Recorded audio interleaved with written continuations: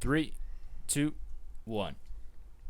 Ladies and gentlemen, welcome back to another episode of Bobcast. Today on the show for the second time, the two-peat. We're going to do a three-peat too, four-peat. I mean, it's going to go on forever. Of course. It's never going to end, man. That's how we do it. Yeah, man. I have the returning guest, the reigning guest, young Benny, on the show. How are you, What up?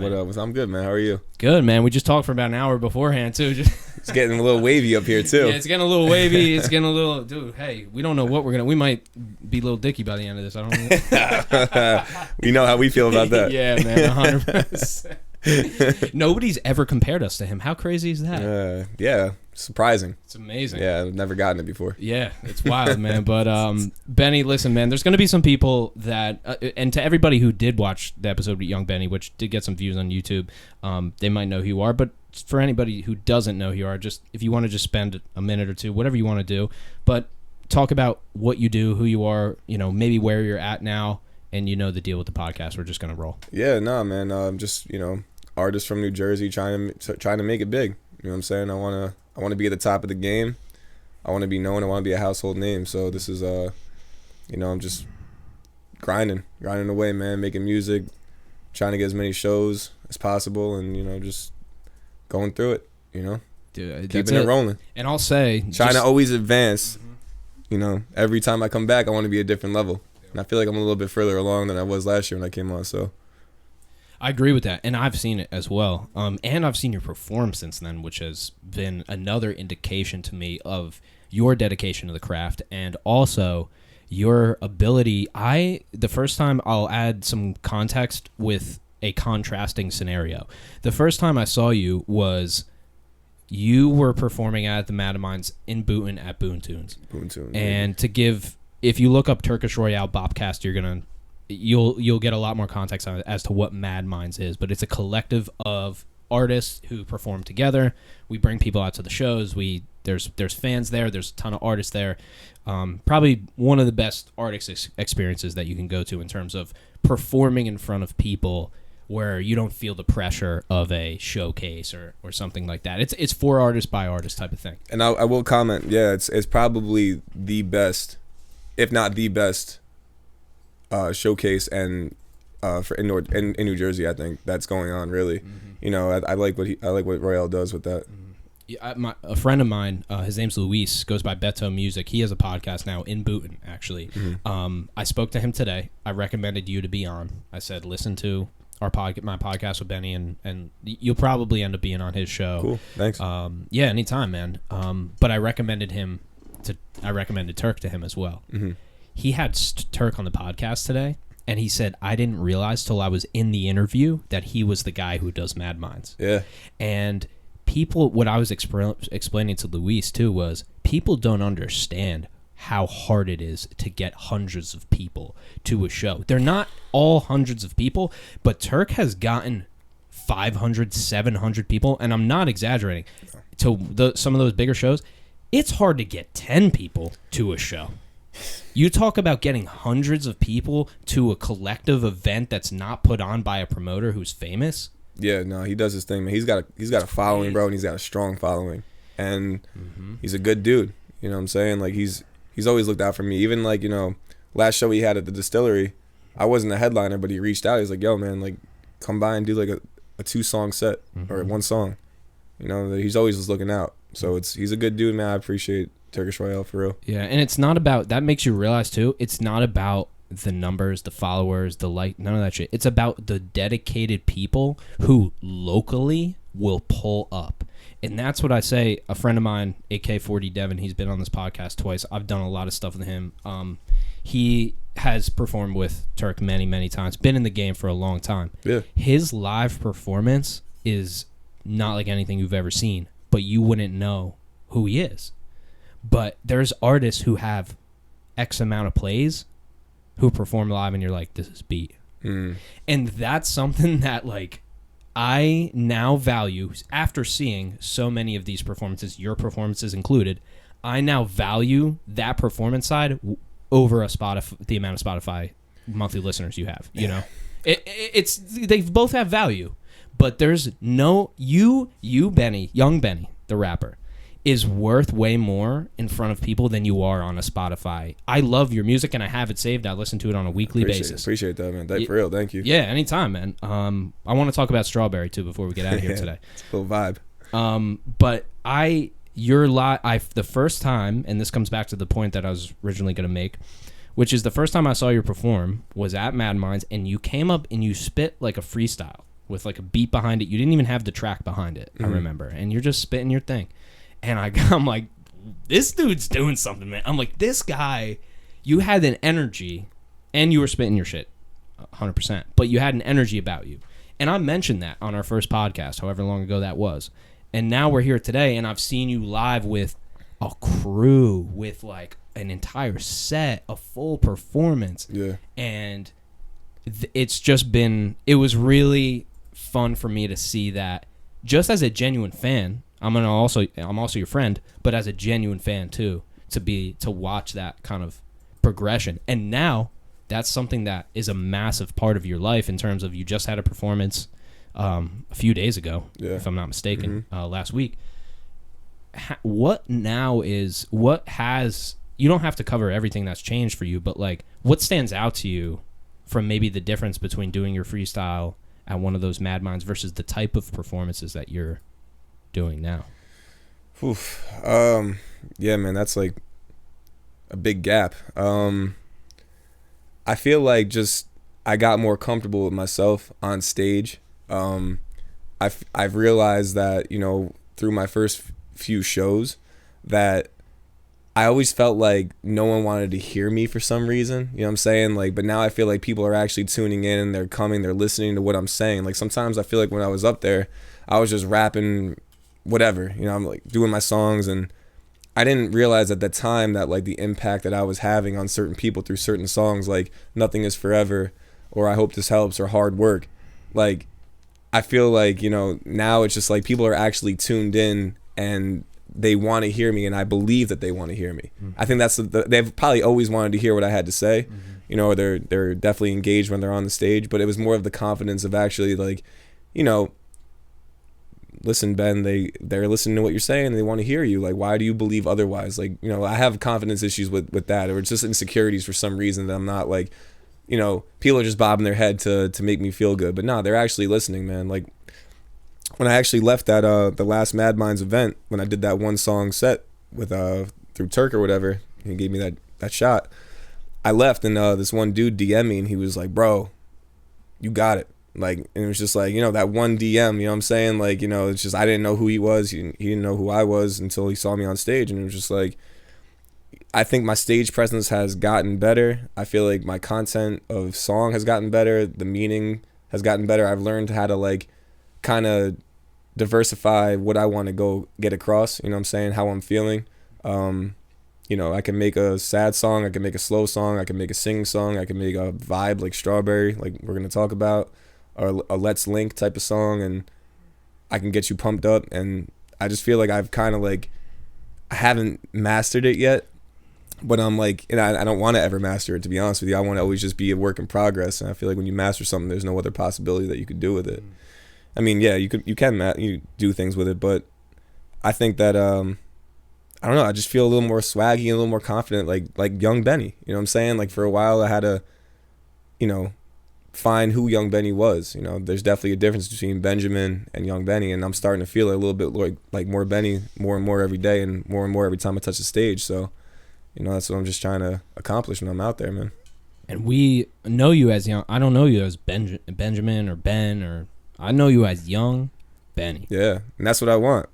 You know, that's who I want to be. You know what I'm saying? When I listen back to when I'm singing or whatever song I got, it's like, damn, this motherfucker's like he's saying something right now. Like, literally, I've sat back and I'm like, you know, just like, what the fuck? Do you think I can't believe I felt like that. Yeah. Do you think it helps to have a persona of Young Benny versus if you do you mind mentioning your full name? Benjamin Guarino. Yeah. Pretty good name too. In terms of, I don't know, Guarino's pretty unique too. Yeah. Or you get like dude, yeah, Tret, look up Rick Ross the rapper. Look up his actual name. I'm forgetting it. If anybody knows it, feel free to. But it's pretty good. Look up his actual name. But do you think that it's something? Do you think that you having a young Benny versus you having a Benjamin Guarino, do you think that having two separate kind of entities, like, do you think that helps you kind of get out of your regular I'm Benjamin Guarino, like day to day, I'm going to the store and checking out and doing my normal day to day things? Like, do you think it helps to have the persona almost? Absolutely, bro. I think young Benny protects Benjamin sometimes. I feel like I feel the emotion and the shit like, through Benjamin, and then young Benny will come back. If someone like, does wrong by me, Benjamin will feel that, but then young Benny will attack it. You know what I'm saying? Attack you on the track. Almost like, I don't want to sound cliche or like corny, but like, I'll attack you. Like, you know what I'm saying? Like, that's how I get my anger out. I don't want to, we're not here to fight. We're not here to do anything. But like, if I feel some type of way, I might get it out through the song.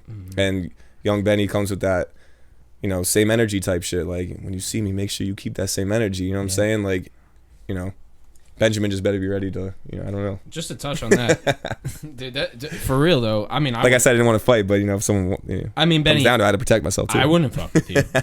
I wouldn't fuck with you if I were them, but that's me. But no, it definitely helps, man. I feel like that's like a protective entity, like you said, for me. You know what I mean? Definitely, young Benny helps Benjamin get through the day. Dude, look at fucking Aubrey. Look at Degrassi, bro. That's not Drake. Drake is Drake. Bro, and honestly, to go back to that, man, I had someone tell me that, again, like a DM or whatever, they were like, yo, man, this song gives me confidence. That's crazy, bro. So that's like a huge compliment, in my opinion. To have someone say, that song got me through something, to have confidence, like, through the day, made me feel some type of way. Like, I've gotten that before, but, like, to hear it like through a song like Strawberry, I think they were commenting on Strawberry. They're like, yo, this song gives me confidence, man. Like, it makes me feel good. Like, I want to just attack the day now. It's like, damn. But then I told him, I'm like, yo, Benjamin isn't too confident. Benjamin isn't. Yeah. And that's something I'm working on through therapy. Hey, you're confident for 3 minutes on that song, dude. Yeah. And your feature, who you should talk a little bit about him too. Oh yeah, Malcolm's got it, man. Dude, those first, and I'm not saying like the rest of his verse isn't good, but those first like 4 bars that he laid down, like, keep talking. He made you keep listening to that song. Yeah. Like, he literally, like, and if you would have done the rest of the song, still would have been a great song. But he made you continue to listen to that song, which that's what I really love. Where it's like, and then you listen to the verse and you're like, whoa, wait, he's spitting. Like, now I gotta run it back and listen to his verse, like really listen to it. Because he's actually talking on the verse. Oh, man. And that's the thing, too. It doesn't carry... I mean, we're on the topic. The song, it's called Strawberry, and we can even play it and put it in post, too. Maybe we'll play a little bit of it. But it's a vibe, dude. There's nothing else to it. Like, there's no other way I can describe it other than, like, it's just a very feel-good drive in the car. This is what it is for me. A very feel-good drive in the car. I'm feeling like the man today song. Yeah, and that's how I felt when I made it. Like, I was feeling all right. Like, I was feeling good. Caught a little vibe, what I'm saying? Like, just freestyling it and everything. And yeah, it was, I don't know if I made it on Sunday night, but I was originally going to call it Sunday night because of the, Sunday night, I'm feeling live, all these, you know what I'm saying? Yes. But yeah, no, man, he was rocking that shit. And he wrote it. Or did whatever he did with it in like 15 minutes. No way. Yeah, so I remember I talked to him or something like that. I sent him the beat and he like hit me back. He's like, all right, it's done. And I was like, what the fuck? It couldn't have been more than a half hour or something like that. Oh my god. Yeah, some crazy shit like that. Yeah, I don't know, dude. Because I was like, I take my time with shit. We talked about this last time. Yeah, I take my time. You have takes. You'll punch in and stuff like that. Yeah. Well, not even that, but like I just more of like I do that, but at the same time. Oh, you're like, saying writing wise, because like I had struggle writing, so I think of pretty much everything in my head. Like you could call it a freestyle, but it's like freestyled over 6 months. And you gotta honestly, just to jump in here, you gotta add a little context. You were a football player. Like, you were an athletic, you're a personal trainer. Like, you're a physical guy in a mental game now. Yeah, there's a big difference. We talked about that last time. Yeah, sure. just to give still the same shit. Yeah, still the same.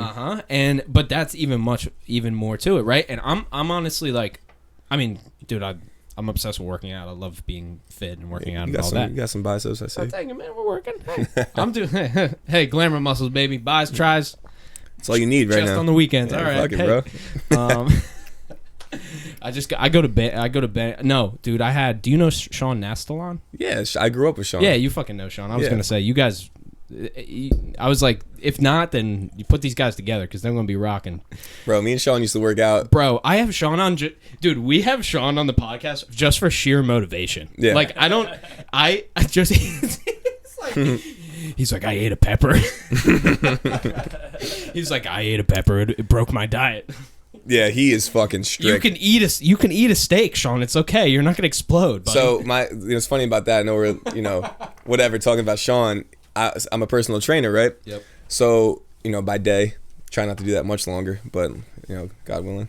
Hey, you're not working sales, bud. I just got offered a job in sales, but we'll see. I don't know. I'm trying to figure it all out, everybody. But we joked about the sales guy coming up to you on the last podcast. That's why I mentioned that. Yeah. So he was like, "Hey, man, I'll make it 200,000. Come work with me." And you're like, "I love being a personal trainer." Well, yeah. Now it's just more like I want to be a musician, but I need to make this happen. Yeah. So anyway, but no, Sean, dude, I have a client at work, and he was like, "I'm working so hard, man, but like I don't see any results." Like I'm like, "Yo, your diet, you drink a lot, you fucking eat like shit. You got the kitchen is where the body is made. You know what I'm saying? Like the working out 3 hours a week isn't gonna fucking turn you into Arnold Schwarzenegger." Nope. So I told Sean, I told him about Sean. Sean was writing nutrition plans at the time. He whatever gives him the nutrition plan. Guy pays him, because Sean had that business or has it. I don't know if he's still doing it, but he gets the plan and he shows me. And he's like, "Bro, I can't fucking do this shit. I can't eat beets 4 times a day." Yeah, bro. It's like, I don't even think it was eating 4 times a day. I think it was eating once a day. Like, fucking, like, I don't know what it was, man. It was a strict fucking You're diet. going to eat legumes. You're going to eat beets. You're going to eat... And you're talking to a guy that, like, I love my client. Like, we became good friends. Yeah. And, not that he's, I don't know if he's going to see it. Sorry. So you went to Sean for the, like, the diet portion. Like, you were training this person. Got it. Yeah, I was training, and he got the nutrition plan through Sean, and we're talking about a guy here who's like, very well off, just wants to break a sweat in the gym, and then, bro, it's like, you really got to be dedicated to that shit, man. Mm-hmm. Especially a guy like Sean. You see him, his body is his resume. Yep. You know what I'm saying? He's got like a crazy physique, jacked up, 16 pack abs, whatever the fuck it is, man, and like as many as you can have, as many as a person can as have. many as it goes down, maybe abs in his legs or some shit, bro. I don't even know, but yeah, man, like he's strict, he's serious about it, and that's what he wants to do. So, dude, he's more power to him, bro, because he's always like he's a good motivator for sure. Yeah, and we're all doing it. That's the thing, and he has his job. I had him on. I don't know. Yeah, a couple times. When did we have him on last? A few months ago? Yeah, it was a couple months ago. Yeah, and he's working his job. He's selling cars and stuff like that, and so is Turk. Yeah. Turk's selling cars too. It's like, I'm in sales. Dude, it's funny because we talked about this sales last time, right? Like, I'm literally cold calling people. Yeah. Like, I'm calling people, and dude, I thought they were going to hate me. I called a guy today. He was like, "Oh, dude, that actually sounds pretty good. But what do you do?" And I'm like, oh my God, I thought this guy was going to hate me. And it really, I realized though, because I talked to like 100 people a day, 50 to 100, whatever the day What's is. your closing rate? It was really good, but now I'm talking to such a large quantity of people because so my closing rate was like I don't know, 5 to 30%, somewhere around there. Like my best rate within like a month was like probably 30, something like that, but that wasn't because I was closing a lot. It's because I wasn't even talking to that many people. I never had a system. Like my business was run off of people being like, "Hey, you should talk to Sully about podcasting." Like I didn't do any sales. I didn't go out and call people. I didn't send, like I might have sent some messages, but I never created a system. Like now every day, all day, my goal is to talk to people and help them make a decision. Well, what are you selling? So what I do is I have a podcast production and launch company. Oh, so you're in this doing that? Dude, this is what I do. This is what I sell. Fuck, man, that's motivation to me right there. Yeah, so I did it. I started it in college. So this is what happened. I was a mechanic for like 3 or 4 years, right? That was my part-time job. That was my personal training or whatever. Right. And that's what I did. And honestly, I loved it. I really enjoyed it. I felt, I had both, I had the mental and the physical side of it.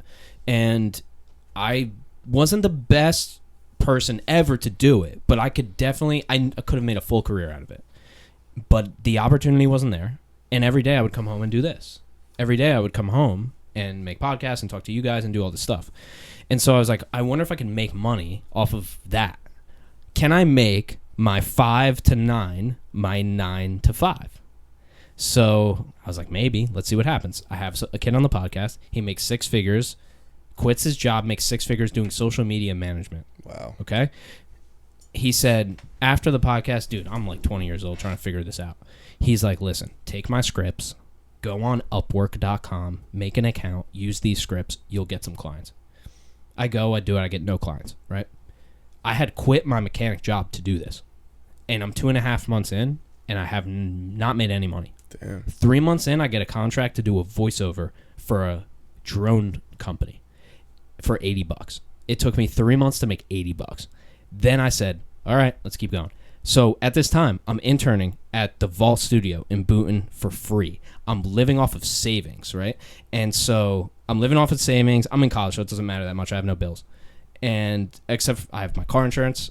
And that was basically it. I had no bills, so I can live off savings for like as long as I need to. I could literally go down to zero and just be completely fine. So I'm like, let's just keep going, because I don't want to go back to my job. And 3 months in, I find a company, and I ran out of credits on Upwork. Like, it's not a lot of money to buy credits, like $15. But I'm like, I'm beat, dude. I got 800 in my account. I started with 5,000. I'm fucked right now. So I contact the company directly. I booked a call with them, and I acted like I was a company. And I just booked a call. I said, I just got to talk to the guy. And I talked to the guy, and I said, hey, man, I saw your listing. I want to edit your podcast. So I go in New York City. Why don't you come to the city? Dude, I'm editing your podcast. I don't need to come into New York City and do it. But hey, it's an opportunity. Okay. I live in the middle of nowhere. Let's go. Not to mention, bro, you're far from New York City. I'm very far. You are very far from New York City. Let's make a day out of it. So I go to New York City. I show up, right? This is the guy. For people listening, I'm looking at my phone. He's looking up at me. Oh, yeah, you want to edit the podcast? Looking back down at his phone, looking back up at me. And I'm like, this guy's a little weird, but whatever. And he said, why don't you just do everything? Why don't you edit the podcast, produce it, distribute it, host it, book the guest, do the SEO optimization on the show notes? Why don't you do the video clips, social media management? I was like, dude, yes, sir. That's what I do. Like, I don't know how to do any of that, but like, sure, I'll do it. And that's how I ended up where I am now. It's the start of working for that one guy. And that company went bankrupt, actually. So, but yeah, well, that's amazing, bro. I tell the story every once in a while. That's a motivation for me, man, because you're doing what the fuck you want to be doing. But it's hard though. It's like I'm not making $1 million. It's like I am literally paying other people's bills. You know what I'm saying? Like I'm facilitating a business that should yield other people. Like I have 5 people that work for me. Like I have never, like a year or 2 ago, dude, I was like, even when we did our podcast together, I was working by myself for myself. There was nobody else. Yeah. I make all the money. I do all the work. I make all the money. Now, I do some of the work. I make none of the money. Because I don't take a check for my business because I have other ways to make money. Since I hired people, I don't take money out of the business. And I think every business owner should take a 10% check. I think everybody should take a check because I think you should make money for what you do. No work goes unpaid, right? Right. But I've put everything back into it, you know? But yeah, dude, you have to do that at first, though. Mm-hmm. You can't not do that. You know what I'm saying? Like, whatever these little, like, these shows that I'm getting, last, like, 4 shows I've been paid for just goes right back into it. It goes back into, you know, the videography, the editing of whatever, photography, whatever it is, man. Like, if it goes right back into it. You know what I'm saying? Because like, what is pocketing $100 from me gonna do right now if I have my regular job too? Like, I'd rather get that money through music and put it back into the music, as well as I'm doing through my other job too. You know, but it's I feel you, man. You gotta keep fucking going, and you gotta keep putting it back in. I have a question for you. Did you realize music was as expensive as it is? Oh no, I did not know that. because my first gist was obviously studio time. I was like, all right, this is expensive, because if you think about it, like doing a studio session and it's $65 an hour, and they have a minimum of 2 hours. How much can you actually get done within 2 hours? You know what I'm saying? Like, that's gonna be some quality stuff. Like, yeah, you could do it. You know what I'm saying? But like at the same time, like taking my time, making sure everything's perfect, getting the mix. If it's mixed in front of you, if it's mixed later, whatever. Like, luckily I go to the studio. I think we talked, like we get kind of like a solid mix before I leave. Exactly. No, but producers are wizards though. Yeah. Yeah, like human wizards. Big wizards, bro. Yeah, it's the most unknown to the public yet most respected to the artists form of art that you can have. Well, take it a step lower in the engineering too. Mm-hmm. Engineering, they got to start getting credits on Spotify. They got to start, I think, adding a category to the Grammys for engineering. How is it not? So I have a question then for like somebody who might not know. Like, what do you mean by engineering? The mixing, the mastering. Well, we have to explain the whole process. So the artist might write the lyrics. If we're talking about a bigger song, they might write most of the lyrics. We can't even say that they'll write all the lyrics because there's a lot of writers a lot of times. I'm convinced, dude, a lot of the big guys like these days, bro, don't. Mm-hmm. Who was it? I was watching. Lil Baby. Mm-hmm. He was like, yeah, me and my bro came up with that in the studio. It was like some shit. I think it was the wow, wow, wow, bitch, I'm the baby. I think him and his, as simple as that. But it's like, who knows? Maybe his friend did it first, and then he was just like, oh, that shit's hard. Like maybe. But if I say to you, hey Benny, use they instead of seagull instead of bus, and you use the word seagull instead of the word bus, like you replace your lyric with my suggestion, now I have a writer credit. There's a credit, yeah. If you breathe in the room, you get a writer credit. That's what I'm confused about. That's what I'm confused about. What is it? So, but anyway, the trajectory of the song, right? The artist, they're gonna write the lyrics. They're gonna create. They have the lyrics. That's their thing. The singing, the rapping, whatever it is. Then you have the producer. The producer is making the beat. Who also could dictate a lot of shit too, because when he makes the beat, correct me if I'm wrong. You guys have done producing before. You have a certain vision of how it should be. By the way, you're completely off camera if you want to just let people know like who you are a little bit, just so they can know who you are, that you're there, because they don't even know you're there. They can't see you. And by the way, to people listening, it's my boy Ron. By the way, we Ron Beats. Yeah, there we go. We'll throw you in the description. I got you. Appreciate it. But no, correct me if I'm wrong, but you have a certain idea of how the beat should be flowed on, no? 1,000%. And you could, you hear it as you're making the beat. Yeah. You know what I mean? Or you're humming it and you're like, all right, this is how the flow should go. Because you don't rap. Even if you don't rap, you rap to the point where you flow. 1,000%. Mm-hmm. I don't rap at all. Like, not at all. But producers go I like. leave that to him right there. You know what I mean? Exactly. But like, at the end of the day, it's more of like a humming and just kind of like mumble, just to kind of like feel the vibe, and then you just kind of it flows. Yes. Yeah. So you have your producer, you have your artist who writes the song, does the lyrics, singing, rapping, whatever it is. Then you have your producer who's producing the beat. That means that they make the music you're hearing, anything that's not lyrics, almost. Then you have, that's the beat maker. Then you have and also in this mix, just because this person is important too, and they have their own job in more high-level studios, the tracking engineer. There's an engineer just to record the vocals for the artist. Mm-hmm. And that person has no other obligations in the song other than recording the artist correctly. It's a science project. It's a science project, yes, 100%. And that is called a tracking engineer. So you have a tracking engineer, you have a vocalist / songwriter. They might be two different people. Then you have a music producer who produces the music. Then you have a mixing engineer, and you might have a completely separate mastering engineer. Of course. Yeah. So the mix is, what the mix does, it takes all your sounds and it makes them sound good together. And then what the mastering engineer does is it takes what that person put together to make sound good and makes it sound good everywhere. That means on your phone, on your iPad, on your Mac laptop, on your Android, whatever it is. And that's the kind of trajectory of the song, and nobody knows that. No one cares about it. That's what I'm saying. Like, you compose orchestras, right? And, they have awards for best music to a movie. You know what I'm saying? Like they have awards for that. But when you bring it down to like the VMAs or whatever it is, or the Grammys, I think the Grammys do have, I don't know, it's like the Tony, the Oscars, they have like best music in a movie. You know what I'm saying? That's all composed by somebody. That they get the credit where they deserve.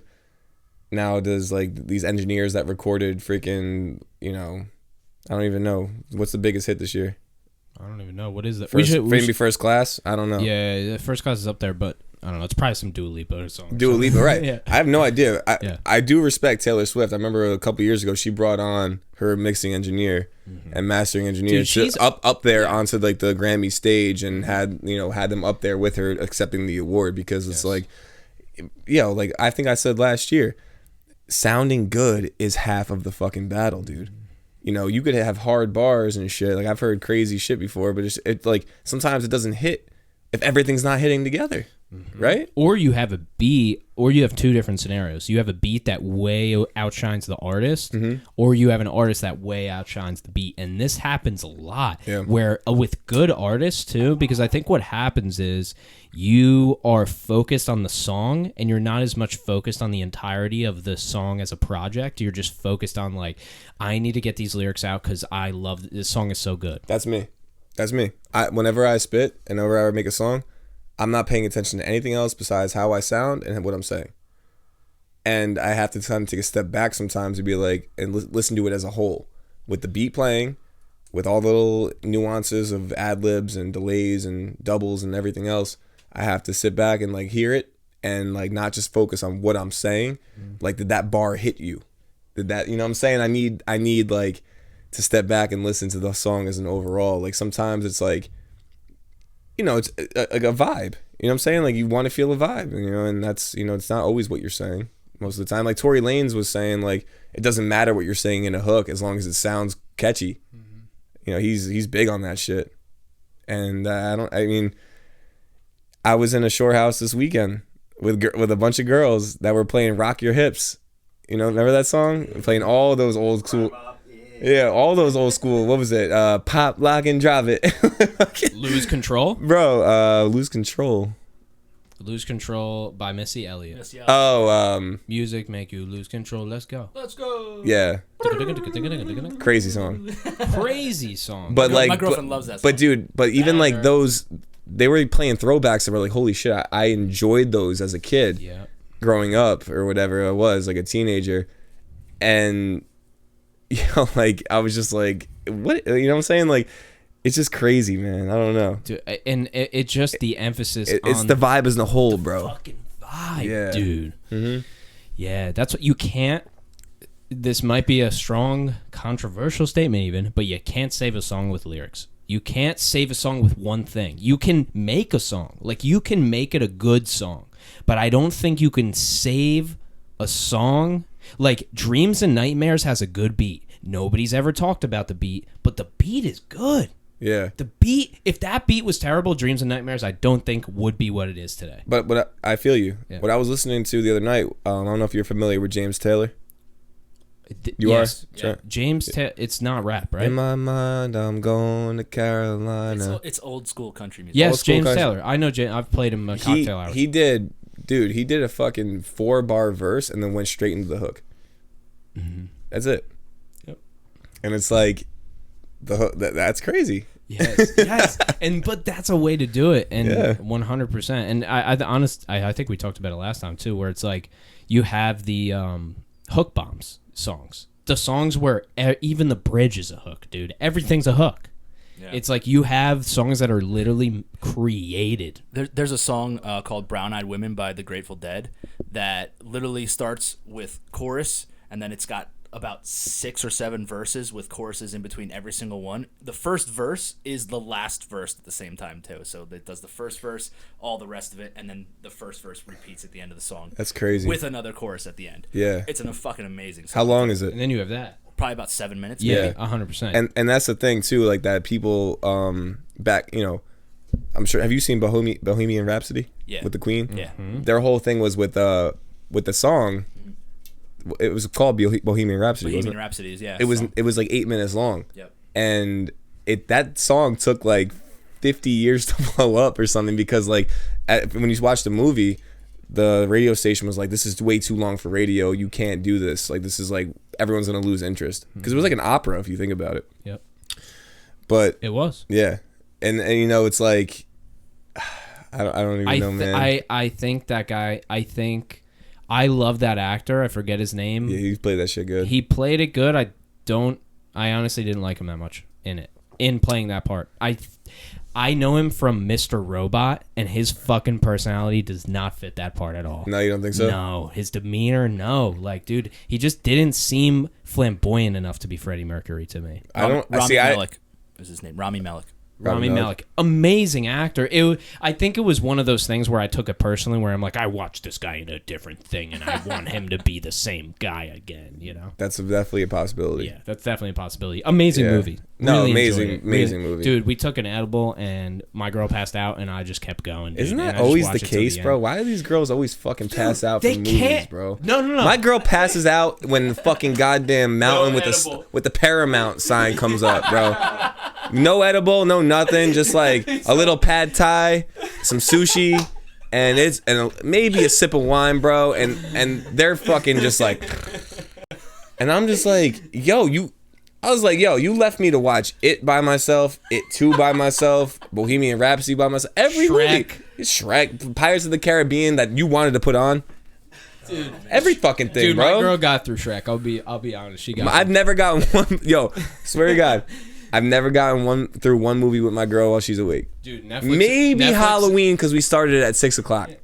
Netflix and sleep, dog. That's the life out here. Yeah. That's Netflix and sleep, baby. They say Netflix and chill, son. You must be 17 years old if you're Netflix and chilling, dude. Bro, as soon as they go to sleep, you hit the input mode and you start playing Call of Duty. Bro. Dude, facts, bro. You get online with I never thought of that, but yeah. Hey, that's pretty good. Oh, she sleep? Yeah. I feel like because I just ordered the shit on demand, I gotta fucking watch it. Dude, you know? I actually have. I still got on demand. I'm sorry. I'm old school. Do what I actually wanted to do now, which is play Call. It's like I didn't want to hang out with you. I just want to play Call. No, I don't play Call of Duty anymore, man. But for on demand, dude, what are you doing? There's fucking like streaming. Hey man, they have like the News Plus now, dude. They have Plus for fucking Spike, and that doesn't even exist. Hey man, I'm an old school guy. You are, Benny. Old school guy, new school flow, huh? Hey, I'm trying out here, bro. Hey man, I should do your advertising. I like that. Maybe we could talk about that off the record. It is what I do, to an extent. But no, dude, you'd kill it with a podcast. If you had a podcast, I thought about it. I mean, it's a lot of stuff. I'm trying to, the thing is, I'm trying to just be known for music, bro. The thing is, like, I think that be a guest, keep being a guest. Just do that. My biggest thing is, man, like, I think for me is like, I want to get put on through music. I want to do this. I want to make it like my life, but I also want to reach different platforms through it. Now, I was having a conversation with a very successful guy, has a fucking apartment in Hudson Yards, 67th floor, overlooking the fucking city. Scale of the building, like of the ceilings, are like 17 feet high, like just like immensely successful. Yeah. And I was just telling him, I'm like, yo, man, like, I was asking him like how he got to where he did, and like he was just, I was telling him like, yo, I want to be known for this, and he was like, yeah, and then you could use different avenues to get to, like, that's what he did, you know what I'm saying, like, I got where I was through one thing and then branched out, you know what I mean. I want to be known through the music, but then I want to branch out to modeling, acting, whatever else, commercials, whatever else it may be, man. My own brand. It's something I haven't found that yet. I haven't found what my brand is. Maybe it's fitness, in the long run, because I like athletics and stuff. But at the same time, like, I want to pop off the music and then branch out, just like everyone else does. They have their own tequilas, and the guy I was talking to has a tequila that 50 Cent is now involved with. So it's like he did what I want to do, and that's something I have in my back pocket that hopefully I can get some advice from him more often.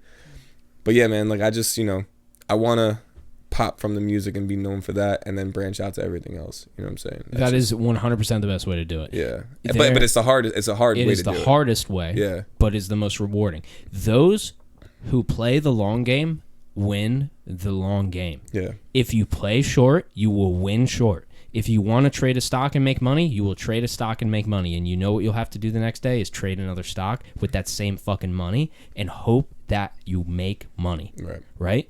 But the people who go, I love this company. I know it's going to be around for 50 years. I'm going to invest in it, and I'm not going to check it till I'm 65. It's a little bit of an exaggeration, but for real, those people win that game. Yeah. Not all of them, but most of them win that game. Yeah. Because it's about the mindset you take to the game, right? You can be the best, you know this, you can be the best football player in the world, bro. If your fucking mind is not on that day, you're done. You're done. If you're a girl, you got to fight with your girl, right? It happens before every performance, right? Or before anything that happens. You have your parents or something happen with your sibling or whatever. It's like there's always something that happens. But if you can't create the ironclad mindset, like this is what I did with sales, dude.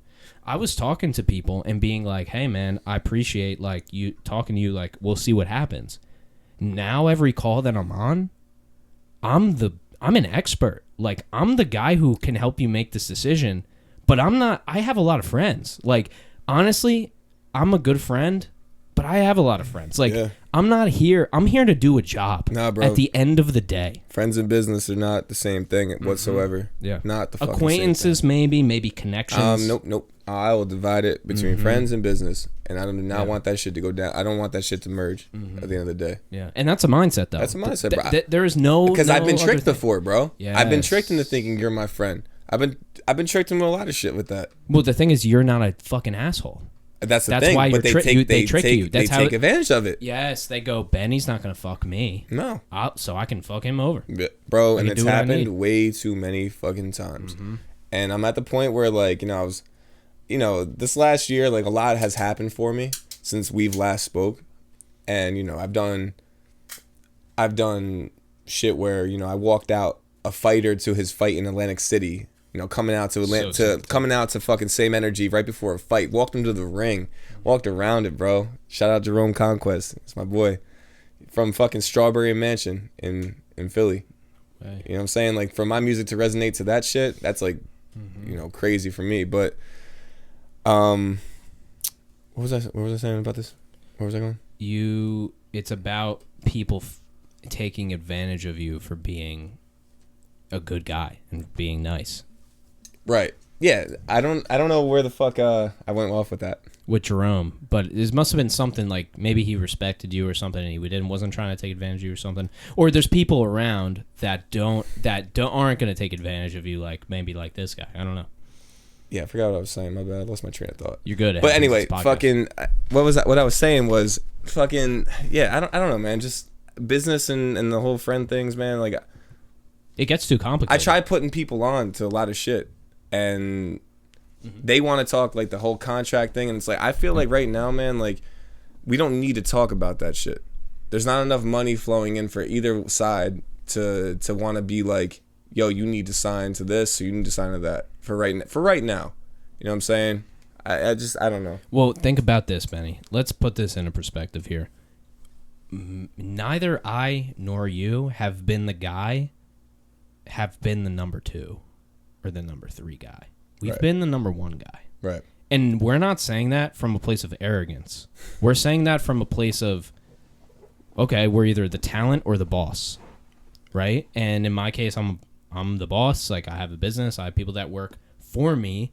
My decisions supersede their decisions. Yeah. And if that's your position and you're that person, then the only thing that matters is your number 2 and your number 3. And like, we're coming back to what we said before, which is that team, right? Right. Play your part shit. Play your part shit. Yeah. But the thing is, it's hard if you're number 2, you better fucking be the number 2. Like, you better be so good at being a number 2. Like, if you're a number 2, and I feel like Gary Vee, but if you're number 2, dude, and you feel like you're a number 1, go be a number 1 somewhere. I don't even want to put a number on it. But like, they don't want the pressure. That's the saying. Like, we are taking all of the pressure being you being young Benny, being the talent. I don't look at it as a number 2 or numbers game. I look at it as like, okay, I'm the rapper.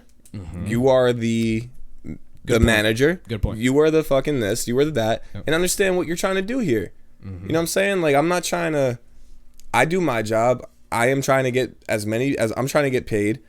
I guess I would technically be the person to get paid the most out of all of that, but then the cuts happen. You know what I'm saying? I guess. And it's just like, you know, people start thinking they're bigger than they are. The egos get involved, and it's just like, yo, if we're a team, that shouldn't be a fucking thing. Egos will kill a team more than anything else. You know what I'm saying? But, and it's like, yeah. I keep forgetting why I went to the Jerome Conquest thing. It was definitely a specific thing, it'll but come back. I just feel like, yeah, I don't know, man. Like the playing your part is just, it's crucial, bro. Like if I wanted to be a manager, I would play my part as a manager. If I wanted to be the fucking content creator, I would be, or the social media guy, I would be that. You know what I'm saying? Like people always are like trying to be more and do extra, and it's like, or less, and it's like, you know, I was in a similar situation where, you know, I'm not gonna say their name, I don't want to go there, but the thing is, like, I was in a situation where I had a quote unquote team. Again, I thought they were my friends because they came to like one of my first couple shows, were like liking what I was doing. You know what I'm saying? I didn't know what they were up to. They liked what I was doing. And they approached me and they were like, yo, like, you know, we should do this, we should do that, we should hang out. I didn't sign anything, you know, we were friends. I was in my boy's bedroom recording a freestyle. It was called Why Not Freestyle, and we were just like going back and forth. He shot Tax Day freestyle with a fucking handheld camera. This is how long ago it was. It was like two years ago. And we always talked about, it's like, yo, like, we're boys, like, we're fucking friends, like, you know, we're gonna do this together, everything's gonna go. And next thing you know, like, fast forward, obviously life hits, they have different obligations, and they have like kids now and shit, and they wanted me to sign, to do any fucking thing, to talk to people, to mention my name. They wanted me to sign.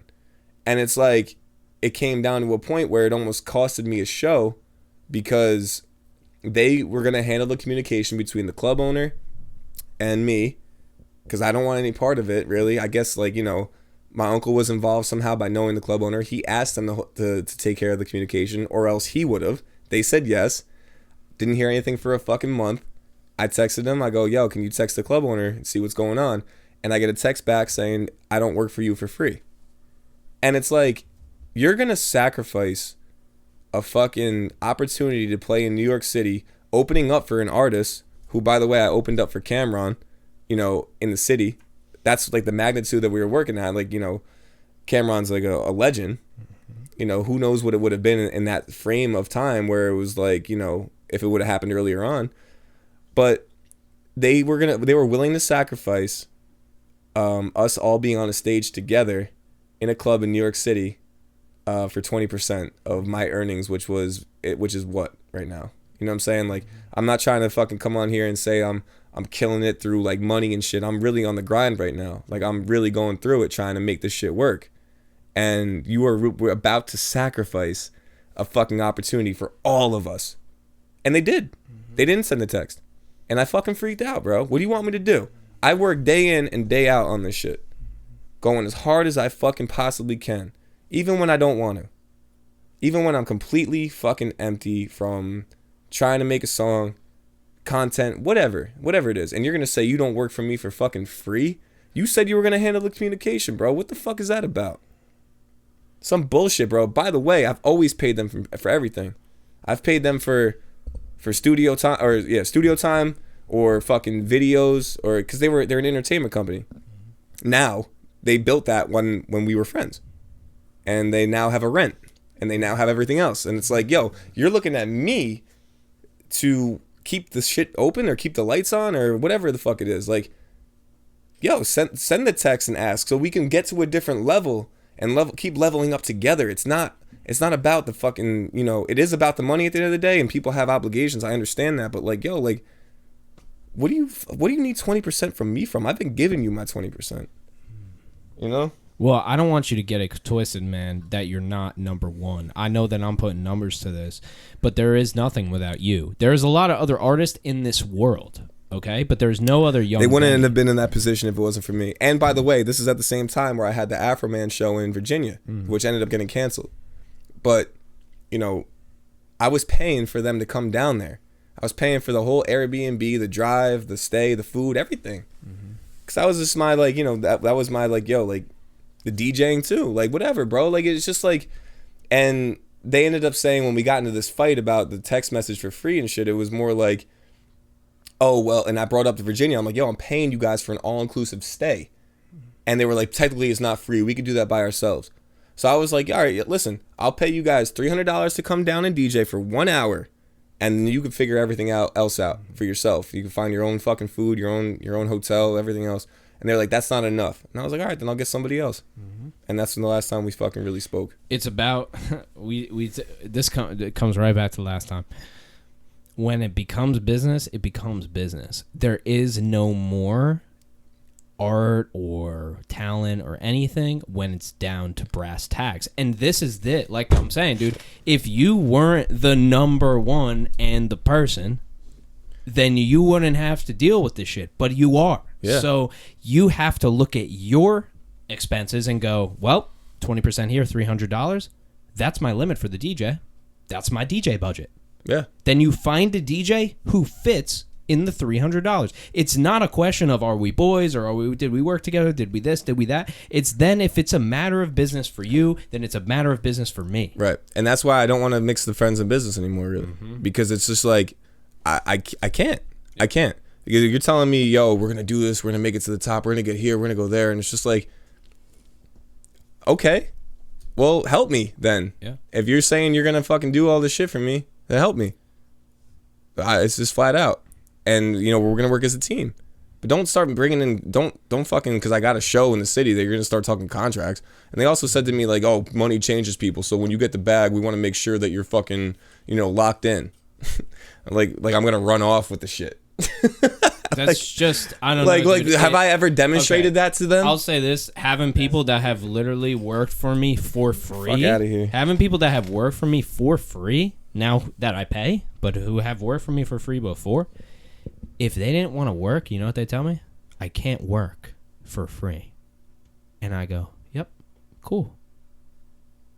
That's it. Fucking see it. That's fucking it, dude. It's just like, it's a thing of just, it's black and or white, and you know in this industry, bro, you gotta go through certain fucking levels, bro. But the thing understudies on Broadway, I don't know what they make, but they make garbage. You're understudying a fucking actor to get the experience to take you to the next fucking level, yo. Yeah. Bro, I'm spending amplified amounts of money to try and get this off. Mm-hmm.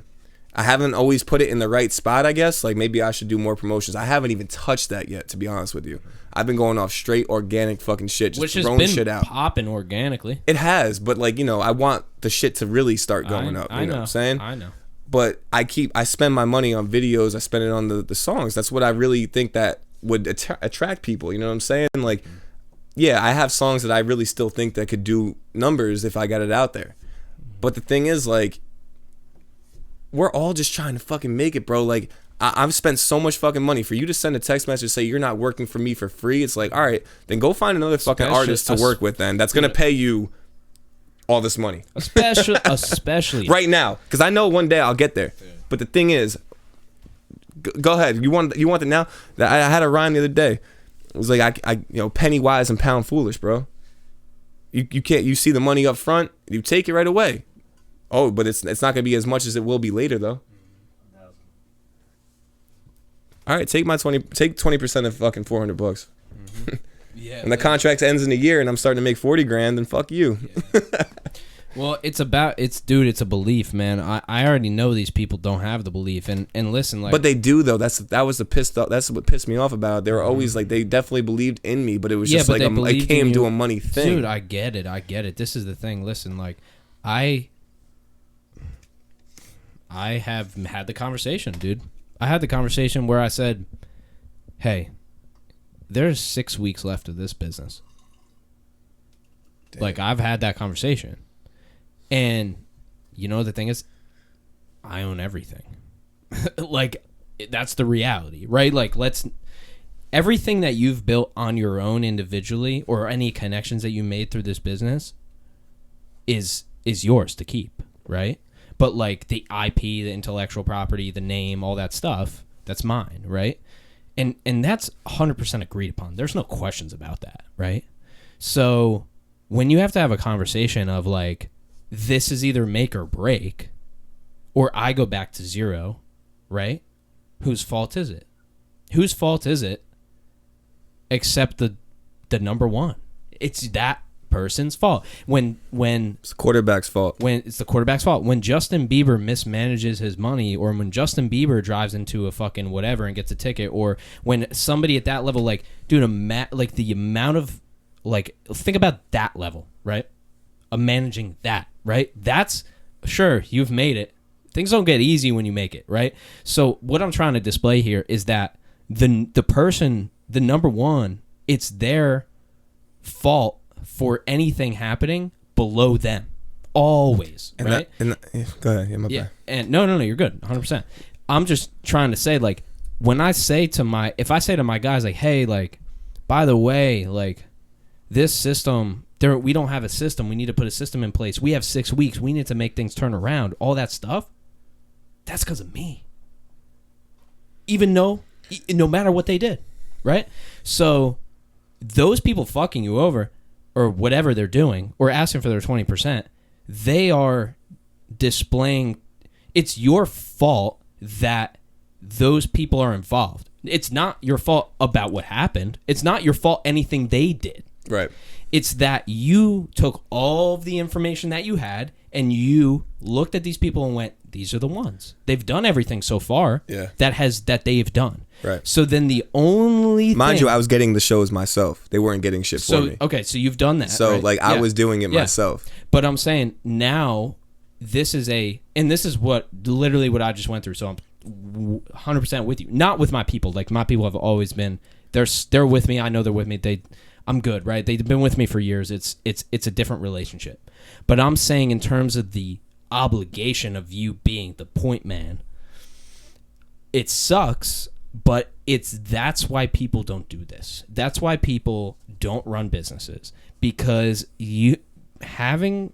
whether the fault is yours or not, it's still your fault. Yeah. Because you're still young Benny without this person. Right? Yeah. Well, the thing is, being codependent on motherfuckers like that too. Mm-hmm. That took a blow to my, I guess, quote unquote ego. Yeah. You know, you got people in your corner every day going, "Yo, you're fucking good, bro. You're good." You want to think your team is so hot too, and that's the thing, because they fucking are. Like, it's not that they're not good. It's just it's a mismatch, right? And it's very difficult, at least from what I've seen in my experience. You don't understand it till you're in it, dude. Because I've floated by off of straight just luck and circumstance for a while. Luck plays a huge part. Yeah, off of circumstance, and I put myself in positions to succeed, right? Mm-hmm. But when it comes down to it, when the world isn't feeding you just amazing things, that's when the leader either folds or they fucking lead. Yeah. You know? Yeah. And being that transparency, my core values, and you should have core values too. My core values are trust, impact, transparency, right? Like Something those. happened with my client the other day, dude. I'm trying to message him and talk about it. I have multiple clients. I can't call everybody all the time. Yeah, I can. I can fucking pick up the phone. Dude, I picked up the phone. I called him. I said, hey, Josh, do you mind if I explain to you all the technical details of what's happening right now? Mm-hmm. Dude, at the end of that call, he was like, dude, I can't thank you enough for calling me. Yeah. Dude, I fuck shit up, right? But it was about me coming through and just making that call. You have integrity. Those people texting you, bro, I'm already know they're like, if my guy texting me, if my boy of fucking 2 years working for me texting me, bro, give me my 20%. Are you kidding me? No. Like, it stems. He call me. Right? I don't even know what it stems from, bro. I think it just stems from people being something that they, not being something that they want to be. Mm-hmm. You know, maybe it was just more of like maybe they want to be in my position. Mm-hmm. Yeah, not. They want to be a leader. Yeah, they think that they're the leader of the pack, but they're really not. You know, they're playing the leader role, but they ain't really the leader. Mm-hmm. Leadership is something that I value a lot. That's something I learn a lot from, is being around like leaders. Like, in my opinion, like, to me, like, my boss that I work for, he's a leader. I think Sully is a leader. You know, like, that's why I'm here in this podcast. I'm doing this with him, like, because I believe in what he believes in. I follow you in a way. You know, I'm here to lift you up and help you, you know, grow this whole thing because I believe in it. You know what I mean? Like, it's about knowing, and it's not wrong to be a follower, because if you have a leader, then you don't mind being a follower. You know what I mean? Like, it's not a bad thing all the time. But like, what if you're designed to be a leader though? Like, can you picture yourself being a follower right now? There's people that I follow, but I don't. But they time. set the standard maybe that you follow to become your own leader. Exactly. Exactly. You know what I'm saying? You take that knowledge of like, oh, hey, I worked with Sully, and like, oh, he taught me all these things, and like maybe one day down the road, I'm like, oh, hey, so I want to start my own podcast. Like, I know you have this thing, and like, hey, can you help me get to this point because you gave me a lot of ideas to do this, but like, let's work together, till I can be on my own and be my own leader. I feel like there's a lot of people that like, in my circumstance that it was like, yeah, people definitely wanted to like help me and grow and everything, but there was also I think a couple people that wanted to fucking be the leader, and like they are leaders and they can't take the back seat for the second. You know what I'm saying? And it's not even like I'm overbearing. It's not even I'm like using them. Like I said, I paid for a lot of shit. I paid for everything. Like it's not like it's like, yo, you were getting my 20% this whole time. You were, I give gifts. And sometimes I don't know, man. Sometimes I gotta sit back and really just look at the whole thing and just be like, yo, like I don't know. Is there a motive for everything? Do people do a motive for everything? Is it genuine or is it an investment? And I don't know, man. Like it's just fucking. It was a trying time for me because I was codependent. Like you know how it feels, bro. Like at these shows, you're an independent artist, you're a rapper. To walk in with 5 or 6 people that have your back, just to see, it looks good, one, and it feels good. You know what I'm saying? Just off straight looks and shit. You know what I'm saying? It's just like, yo, like you're walking with a squad. Everyone believes in you. Yeah. But it's all that turmoil inside that no one notices. And it was just like, bro, like no one needs to be talking the contracts right fucking now, dude. Like I feel like, especially if I was bringing in the shows myself. You know what I mean? Like I was getting high quality shows in my opinion for where I'm at right now. And I can only see them getting higher. But it's like, yo, you didn't do that for me. What the fuck you need 20% for? This is when it gets serious now. We're going to Virginia to perform for an hour set, opening up for Afroman, who's another fucking, I guess, legend. You know what I'm saying? Like, it's just, he's well known. I'm sure you play Afroman all the time on your fucking DJ set. Dude, an OG of the game. I don't know, man. It's crazy, but it's man, but by the way, social media has been horrible for that too. Mm-hmm. Seeing now who they've also latched onto. Yeah, but there's only one account you have to worry about. Yeah. Mm-hmm. Yeah, no, and you're right. It is my fault to a certain degree. No, and I'm not trying to tell you it's your fault for things that you didn't do. Right. It's just only for your fault for things you did do. I didn't allow anybody in my circle for my music except my producer, and he doesn't even come to the shows. Yeah. I pull up by myself. I would love to have people pull up. I would love to have an entourage. Honestly, I don't fucking invite people, dude. Like I probably have more of a thing of like I don't even want to risk them not showing up. Yeah. I don't even because what would that do for you? Exactly. Yeah. Then I'm there hoping. Pissed And off. Hope anything has never fucking worked for me. So I don't hope. This is my thing, dude, is I'll delegate shit. I only delegated shit because I had to. And then I delegated shit and then I try to control it. And then I would go, no, do it my way. Right? Yeah. It's not delegation. So, but that was my flaw. My flaw is being so independent that I can't allow anybody to help me. And that's a flaw too, rather than bringing in 6 bodies. That's 2 different flaws. There's 2 different people. There's 2 different problems going on. Yeah. It's not, neither one of them is bad. Right. They both work, right? Like I show up, I did my set. You show up, you did your set.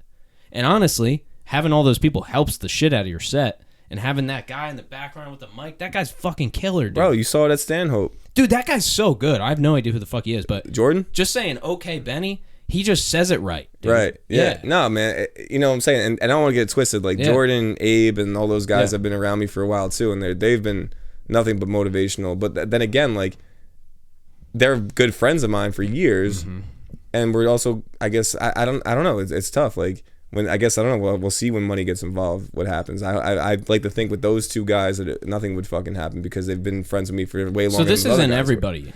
Not everybody. No. This is a subset of the people that help you out and that really that were helping me out, like believe in the vision and that work with you. Support system, I guess. But we lean on each other for like it's a very it's very It gets complicated. Yeah, I get it does. You know what I'm saying? Like, I guess like when you do look back on it, it's like you know, like they were like pushing me, but it wasn't like like they weren't spending money pushing me. They weren't going like it was just like, yo, like you should check this guy out. You know what I'm saying? I don't know. Your fucking grandma does that. You know? Yeah, that's what I'm saying, bro. Whatever, Like, you know, I don't need to give 20% for support. I need 20% to a guy that's gonna book me. Yeah, that's gonna work. Yeah. And I know people who I appreciate the support. I'll honestly, you know, they've always like they were always nice to me and everything. But the thing is, like, as far as like, you know, like, yo, you got it, like you definitely have a sound. But like I said, man, like if like again, that's the difference between friends and business. I'd rather just fucking have business at that point. Like we don't need to make it any more than that at that point. But that's exactly. Let's put it down. Let's bring it to fucking brass tacks. It's like, what do you need? I need 20%. And if can you get me that? Yeah. Can you handle DJing weddings? Can you handle videography? Can you handle this? Can you handle that? Can you handle opening a studio and then managing me on top of that? Mm-hmm. I am not one to be wasting fucking time here. No, dude. Not in my point in my career. Honestly, what you need is somebody who manages you and maybe 2 other artists who are at your level, and that only manages artists. And that's tough, dude. I've talked, like I said, my manager hasn't called me in 2 years. She's not my fucking manager. No. Right? I say that because I don't have a fucking manager, right? Like, she was never my manager. Right. But I've had people who I've spoken with who go like, dude, I really like your sound. Like, I totally believe in it. Like, I have many people who believe in the vision, but the timing's not right, or there's always something, right? But you got to honor that. Yeah, and I got it. And the thing is, I'm not there to convince people. So if it doesn't happen naturally, then you're like, what am I doing? Yeah. You know, then maybe is something up with me. Do I have to manage myself? Like, and I have had managers book artists on this podcast, and I go like, wow, their relationship is so good. Like, I can just publicly, whatever I'm seeing, like the way that they booked them on the podcast, the way that they reached out to me first, like, it was incredible. I'm like, I want that. Can you manage me? Right. Those are the type of people that you need. But it's like, how do you go search for them, and then you feel like you're forcing it, and then... Did you ever see The After Party? No, what is that? With Kyle? Have you? Kyle the rapper? Yeah. No. Oh, dude, gotta watch it. Yeah? Okay. It says like Kyle is like a graduating... Yo, can you pull that up? Was it on Netflix? Yeah. Netflix? Yeah. Yeah. You have seen it? Let's pull it up. Oh, dude, I have one for you. So. It was like, what, during COVID, right? Nah, it was way before that. Yeah. 2018? Maybe 2017, 2018. What is it, a documentary? No, it's a fucking movie. Oh, a Netflix movie. Netflix movie. And, dude, it captures everything that an independent or an up-and-coming independent artist is going through, trying to get their name out there and signed. And Kyle's friend is his manager. Yeah. So like, look at the middle picture right there. Like, that's one of the opening scenes right there, where they're in a label. They're in like whatever, I guess you could say, like quote unquote Universal, trying to find A&R. Yeah. So he goes in the bathroom in that first scene, and the guy's taking a shit, and he just starts rapping in the bathroom, and the guy comes out the stall, and it wasn't the A&R, and they were like, oh, yo, like, look for so and so. So like this whole movie plays out.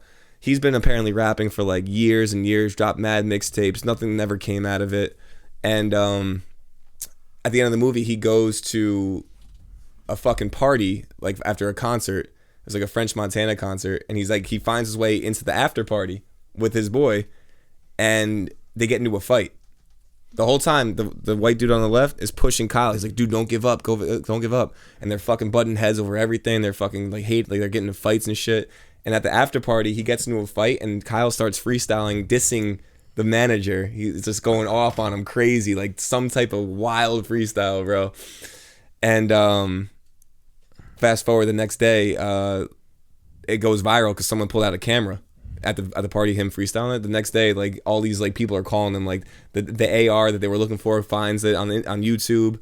French Montana calls him. All these artists start calling him to sign Kyle, and it was just like, bro, like it was a feel good, movie at the end of the day, because he gets what he wants. But like, it just shows you like having your friend as a manager and what the fucking troubles could be. Like, they're always like pushing you, and they're I guess like not so much to this extent that I had a problem with the money and shit, but like. Yeah, they were butting heads and shit, bro. I don't know. It's a good movie, bro. You should check it out, bro, for real. You watched it, you said? I did see it, yeah. Yeah. It was really good. Yeah. Yeah. No, I love shit like that. Are you familiar? Have you watched Mike Stud's documentary? I haven't. Do you know Mike Stud? Yeah. He's Mike, just Mike. He's Mike There's now no with the Stud. period, right? Dude, couple songs that I like that I think are pretty catchy that I enjoy. I don't love his music. Documentary was on point, dude. Was so good, and it was like a pandemic like documentary of he literally flew to just house to house. Like he rented a house here, and then he rented a house there, and they would do mushrooms and get fucked up. Was he in the MLB? I don't know. I feel like he was a baseball player. That would make sense if he was. There's baseball related things in this documentary, and maybe I just didn't catch that. But Is that true, Trent? yeah, I don't know. I'm gonna find out. Tret, by the way, just Tret. no N. No. Oh, Tret. 2 T's at the end. Yeah. My bad. We're like an hour in. My bad. No, it's funny because even people and then people who don't know, they'll be like Tret, and they're like just don't. They just do some in between like like name. weird fucking It's syllables. so funny. Yeah, but I don't know anybody else named Tret. No, Me either. I've met a couple Trents, but better than Eugene, right? That's the other. That's the other option. Trent. No, but I'm only seeing him in high school, but like at the same time, there dude, might be it somebody, seems like he would fucking play baseball. there might be somebody else on the Blue Jays named Mike Stud. In his documentary, maybe that guy's name is Mike Stud. Marcus Stroman. Mike Stud. In I don't the know. documentary, he has a professional baseball player who throws a baseball out of one of the places they're renting that's on the water. Fucking beautiful place. And he throws it as far as he can into the water. I just remember that one documentary. But this documentary was about him going from like... Yeah, that's him right there on the right. Dude, that is Mike Stud. Yeah, he's a Blue Jays. Yeah, he's wearing the shirt. I think he might be like, where are the Blue Jays out of? Do we know? Toronto. I don't know sports. Toronto Blue Jays. There you go. So maybe he's from Toronto. Do we know? I don't know if he's from Toronto. I feel like he might have... Like Maybe he threw a first pitch. I think or he something. might- I don't know if he was an actual Yeah, player. it didn't say he was a player, but a lot of Blue Jays pop up when you type in. No, but there's a lot there. Yo, I think he was on their farm system, maybe. Oh, maybe. Yeah. you know the game is the game because of video games, right? What do you mean? The game was one of the best like Call of Duty players in the world. Oh, really? That's why he's the game. Go look up the origin of the game. Let's fucking do this Putting in shit. Work for me, boy. Javion Taylor, right? You're working a day, boy. That's that Javion Taylor was the game's real name, I think. Is it? I need Rick Ross's real name too. We had that. I tried it before you. What was it, William Leonard something. No, Yeah. really? Second. Oh man, somebody Like the bullshitted me. That told He me was that. I heard he was a correctionals officer. He was a correct, but so Rick Ross. Do you know the real Rick Ross? He was the like Bloods Crips? Biggest drug dealer of all time. Oh, He wasn't okay. in a gang. Got He was it. the biggest drug dealer of all time. Sold the most crack out of anybody ever in the entire existence of the entire world. He was making $100 million a week. Selling crack in Los Angeles. So it could have been $20 million a week, but holy shit, it was a lot. So his name's Rick Ross. His name's Freeway Rick Ross, okay? One of my clients had him on his podcast. I could probably get him on this podcast. Like, he's a nice guy. He does a lot of press now and stuff. But real rapper Rick Ross, Freeway Rick Ross sued rapper Rick Ross because rapper Rick Ross's name is not Rick Ross. Right. And he said, you took my likeness because I am the biggest drug dealer of all time. Yeah. After he got out of prison, he sued him. That's him right there. Oh yeah, that's Freeway Ricky. Yeah. Yeah. So and he sued him, but Freeway Rick Ross lost the lawsuit. I'm pretty sure. I'm gonna work out. I didn't think. Yeah, dude, you're really dude. Tret. I changed the setup on Tret, and it's honestly better.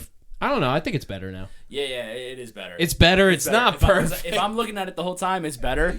But it's just like I gotta like fucking monkey arm swing this shit around. He's and, doing like, a make it tricep work. extension just to make this podcast happen, Nah, just so he's- people know who we're he's listening. He's killing this shit. And by the way, if you're listening on audio, like you know what's going on the video version. We're going we go crazy. But, What was the other thing you want me to look up? before? meritocracy. oh wow, That is yeah. true. Yeah, that's wow. Okay. No, the other thing you just said it before, and then you said Rick Ross' real name.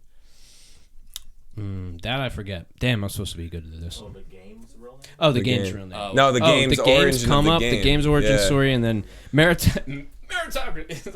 Okay. It just popped up. From Meritocracy, government or the holding of power by people selected on the basis of their ability. Yes. So an idea, meritocracy, would mean the ability of your ideas to succeed. That's the determining factor. So everything, and I try to do this in my business. I tell my guys, I say, guys, I'm not the person with the best ideas. I'm just the person in charge. So if you have a better idea than I have, then we'll go with your idea. Right. So that's what that was the point of that. No, for sure. Yeah. No, like you have to be like that. You got to be open to shit. You know what I'm it's saying? hard to lead, dude. I had a thing where it was like our website, right? We were like up in arms about the website. Right. Like opinions here, opinions there. And I had to like figure out a way to like plan it out to navigate it between the personalities. And like these are my friends, dude. The people that work for me, just to give you context, is one of my best friends from high school and my college roommate. And then a few other people who I didn't grow up with or anything, or I didn't spend a lot of time with. But the people that I work the closest with are people who I'm extremely close with in life. So when you talk about business and life and mix, like it couldn't be more mixed than the way that I have it.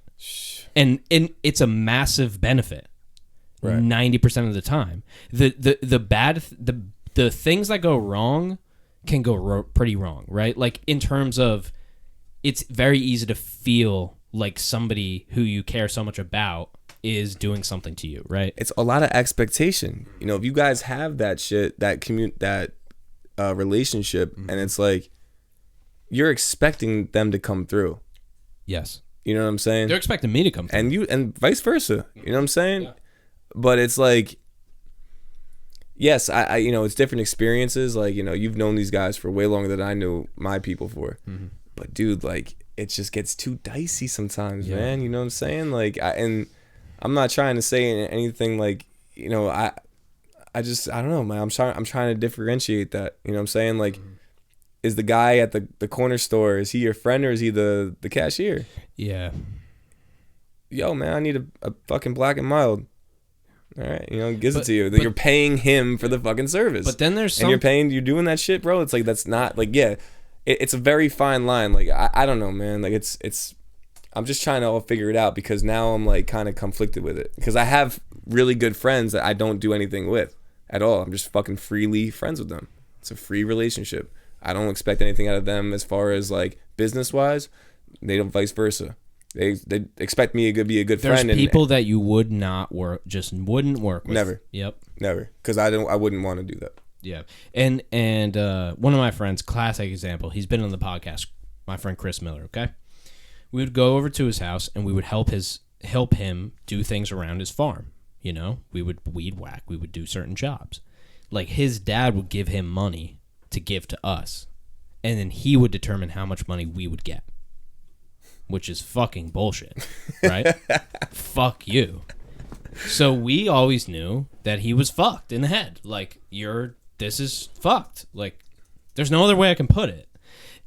But that was him, dude. Like, I'm not mad at him. It's just like, it was funny almost how much he was about, like, dude, no, you owed me $10 from 4 weeks ago type of thing. Like, I paid for this 3 months ago. Give me the $10 or whatever it is, right? But at least that's what you expect out of him now, dude. You expect him to do it the way that it is. I fucking love him. He's my best friend. But you just know what it's about sometimes. I'm not mad. Yeah, and you know, when you're going out, you better just be like, yo, he's not gonna buy me a drink. Exactly. And I know when I'm working with dude, 100%. But I know that I could work with him in the future, and I could say, this is how much you get, and that's it. There's no other questions asked from the beginning, right? And it's like another one of my friends. If I pay him at the end of the month, or if I pay him 4 weeks late or 3 weeks late, he does not care, dude. He does not care. Like, it doesn't matter to him. My other friends, like, can I get it? Can I get the money early? Yes, both are fine. Yeah, I don't care. Right. But everybody works on that different basis, on a different level. Yeah. But now here's the thing though with that too though, is like, you know, I've been in that situation where it's like, do you want to be liked by everybody, or do you want to be like just like about your shit too? Because I've been in situations where like I've been paid late, real late, and I need it, and I don't want to come at someone crazy for money, because then you seem like, you know, but once you let it happen once, they see that and they let it happen again, and it happens again, and it's getting happen. You know what I'm saying? Like, you know, you got to find like the fine line, and like, you know, I'm sure you don't not pay this guy on purpose for being late, but like I've been in certain situations where like, you know, I've definitely like let shit slide and it keeps sliding. And then that's my fault too. I got to be responsible for letting it sliding. Yes. Yeah, no, if he wanted to, he would tell me, hey, I got to get paid on this day every month guaranteed. Right. And then I would pay that. Yeah. I don't fuck around. Right. Like, I just go off of you. And the thing is, I don't have employees. I have contractors. Technically, if you have a 1099 contractor for you, technically, if you hire a videographer, you technically can't tell them when to show up or anything to do. They can just agree to the work, and then they do it at their leisure. That's actually the law. Like, if somebody's not employed by you on like in terms of a W-2 or a W-4 job, right, you cannot tell them when to show up, when to do the work, what to do. That's just the law. But does that go to the same thing for payments, though? This is where it gets technical. Right. This is where you need people who understand accounting and more right. of the law. I don't know it past that point, but I just know the difference between a W-2, a W-4, a 1099. Right. You know, because I'm a 1099 person and I have a W-2 job and a 1099 job. My W-2 job's part-time. My 1099 is full-time. Right. You know, so like I've figured out like payments and percentages and taxes and all that. Like that I understand, but I don't really understand the law that well. I'm just not well versed. But I just know for a fact, like there's a place where if a freelancer fucks you over, there's sometimes almost there's nothing you can do unless you have the contract, because the contract supersedes. But like you said, then what are we gonna do? Then what are we gonna sue somebody over $400? Are we gonna sue them over $800 or $1,000? When's worth it to sue? So, but think about it. On TV, they have small claims court things, $500, $800. People are suing over small amounts. Yeah, of course. So it's one of those things where is it worth your time, and it ends up being a way bigger obligation than you want. Yeah, it's sometimes it's just not worth it. Sometimes it's just better to kind of depending on the situation. But not gonna say for this for everybody. But yeah, like you said, like what am I gonna go to fucking small claims court for $400, man? Like. It's just I'll take my loss and be like, that guy's just a fucking asshole. It sucks that sometimes, sometimes you have to spend money to know if people will fuck you. I've gotten run off on before, dude. I got fucked for $5,000, bro. That's fucked up. Yeah, I don't know how you're even functioning from that. Oh no, like so the whole thing was $5,000, like the entirety of it. I spent like probably $3,000 on Facebook ads.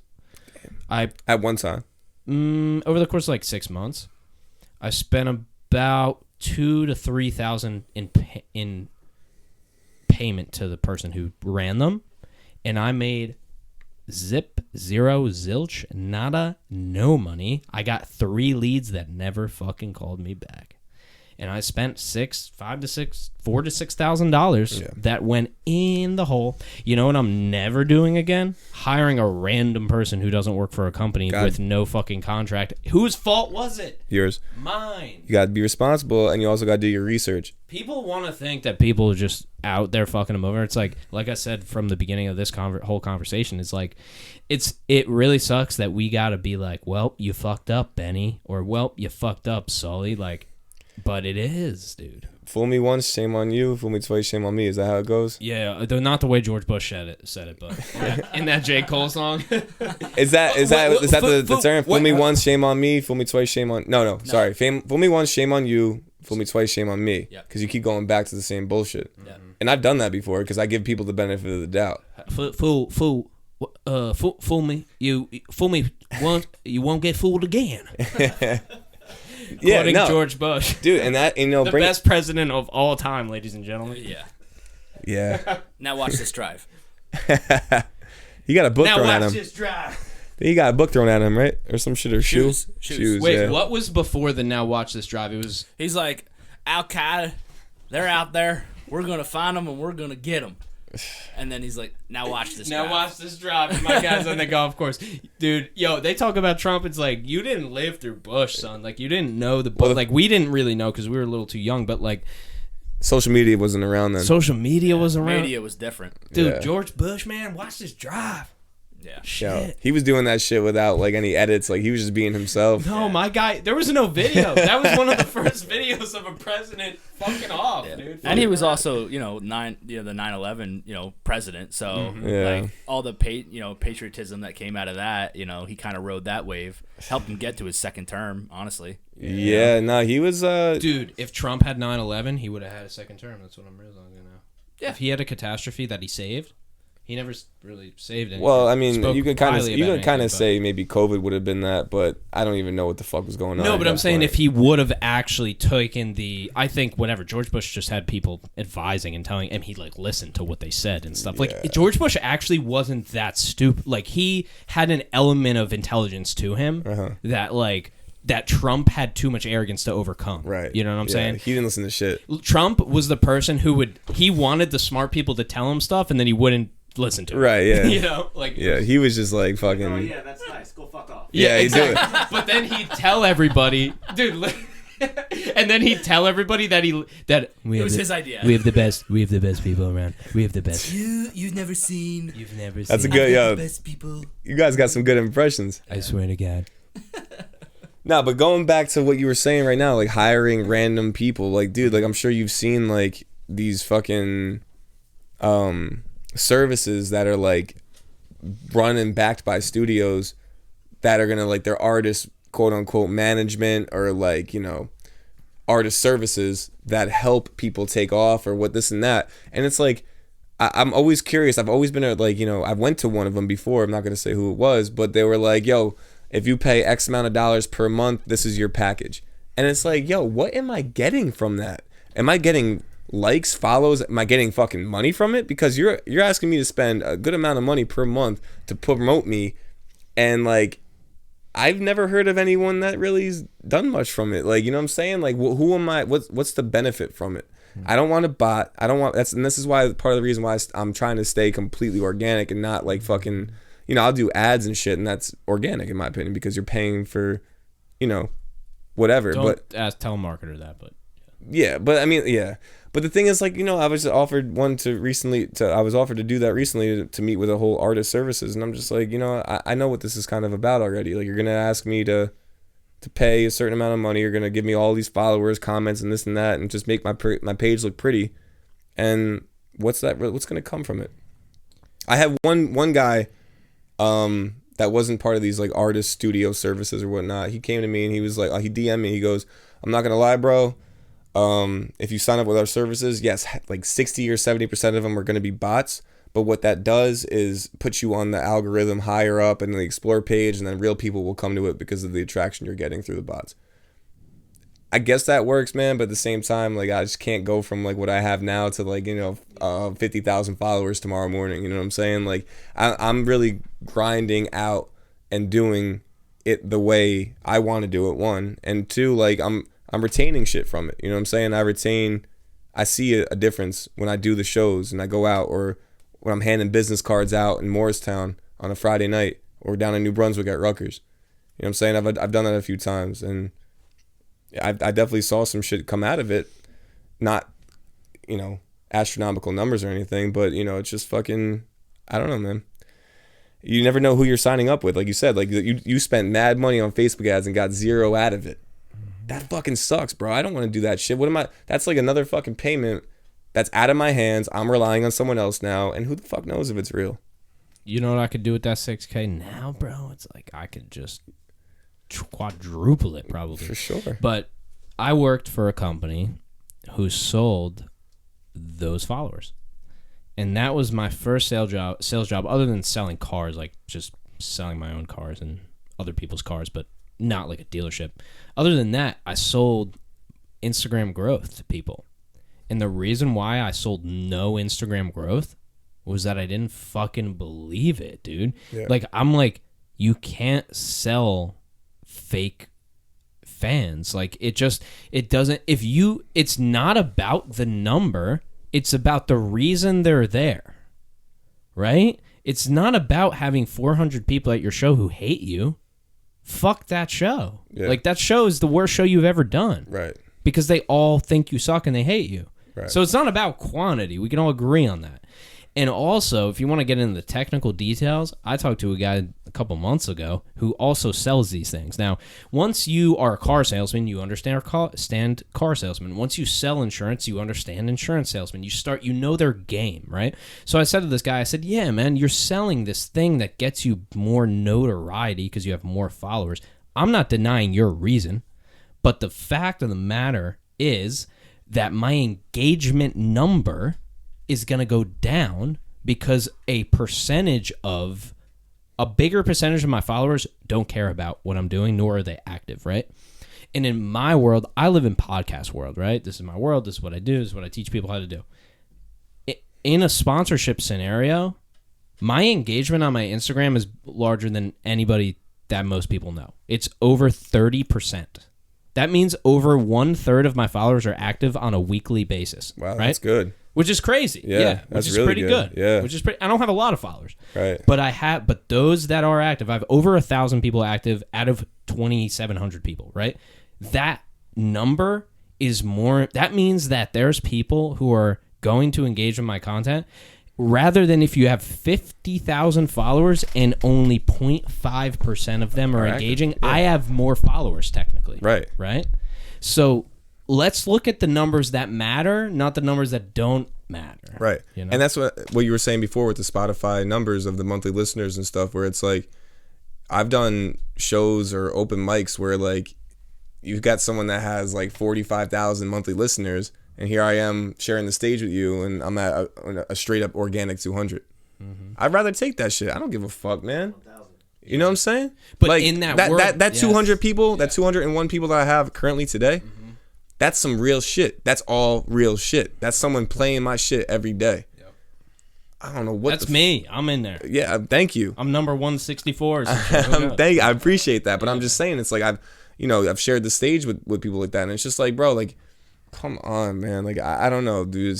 That doesn't sit right with me. How do you look yourself in the mirror knowing like you got, I don't know, your bot is playing your shit. Yeah. You know what I'm saying? Like, I just don't, I can't fuck with it. You know, like, more power to you. I at the end of the day, I think you have to play the game to a certain extent. Like, this is the industry that we're in. We have to definitely do some things, I guess, like out of our realm. Yeah, fake it till you make it. Right, fake it till you make it. I guess, bro. But it's like, I don't know, man. I don't know. I can't. It's sad, but that's the world we live in now. Like, you just gotta. Am I tripping for thinking that? It's a perception thing. No, right? Yeah. No, not at all. And I'm sure like the celebrities do it too, bro. Everyone probably does it at some point, maybe. I don't know, but like right now, it's just like I'm proud of how I'm orchestrating this and how I'm like putting it together, and like real people are tuning in. It's not just like friends of mine. Like, I don't even think a lot of my friends really have even Spotify to listen to it on. Dude, me too. The people in my comments, most of them, I honestly don't really know that much. Like, I don't really personally even know them, and they're like hardcore fans, you know? And I fucking love them. You know what I'm saying? It's like, I fucking care about you, man. Like, I care about my friends in a different way. They don't do business with me. They don't need to like. That was always my thing. Every time somebody says that you should support your friend because they're an artist, or your friend because they're a business, and it doesn't cost you any money. What if their music sucks to you? Don't fucking support them. The only people that should be supporting anything are the people that use that thing. Yeah. And the people that love that thing, because those are the people who are supporting for real. I don't want to support you because I know you. Yeah. I really don't, because there should be people. If there's not, go get them. Yeah. But I think that those people should support you who really listen to the music. Those 200 people or your X amount of Instagram followers who actually engage with you. Dude, I come from a friend group, again, separate from music and business, not doing anything that together, that are very critical. And they criticize a lot of things, like in general. And dude, I remember I showed like one of my boys like Hard Work right at the beginning when I first started. And he was like, bro, I want to fucking hate this so bad right now. He told me that. He's like, I want to fucking not like this because it's you. But like, he was like, this is good. Like, I like this shit. And it was just like, it was a cool thing, man. I don't know. Like, they'll tell me when it's not good. I have friends be like, yo, man, that didn't work. Or that shit's not hitting right. I need that, bro. I'd rather someone say that than be like, yo, whatever, like, or just support me, bro. I need that shit. You know what I mean? My friends are fun. My friends are funny, man. They support me. They don't necessarily support like Sully Bop brand, but they support me. So they support the song.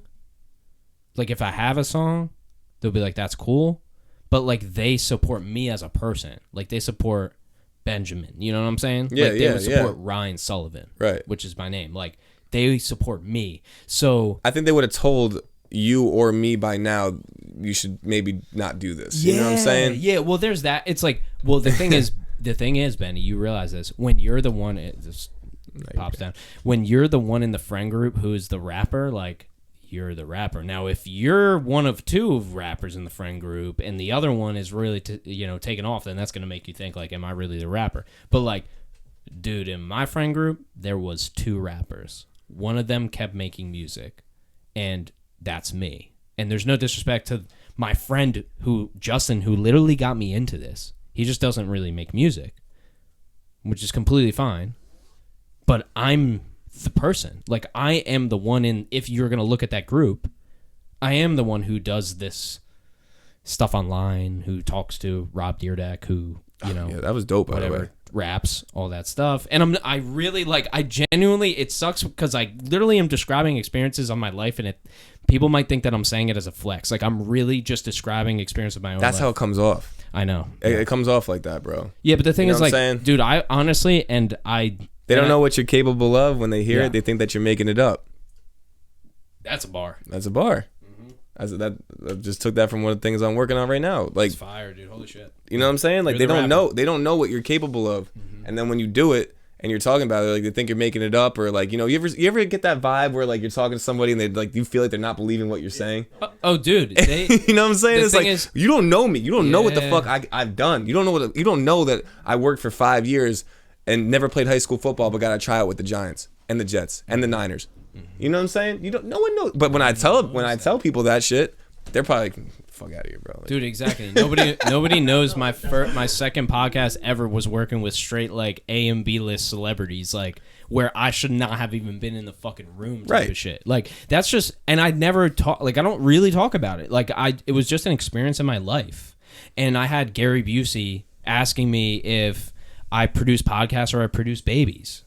And that was a joke that he said. And it's dude, it's so, and if you watch, by the way, just to plug, if you listen or watch The Shit Show, which is me and Tret and I's podcast that we do every once in a while, you'll hear Gary Busey. That's not pulled from fucking YouTube. That's pulled from my own podcast with him. That's probably not even legal for me to include. But hey, who gives a fuck? But anyway. Fuck that shit. That's what I'm saying. Put that on there. Shit was dope. I talked to fucking Gary Busey like he was cool as shit. But I'm saying also, bro, like the Rob Dyrdek thing. Yeah, the Rob Dyrdek. Like, bro, like if you went into like a bar and just like started a conversation with someone you didn't know, and you're like, yeah, I run a podcast, and Rob Dyrdek was on it. Mm-hmm.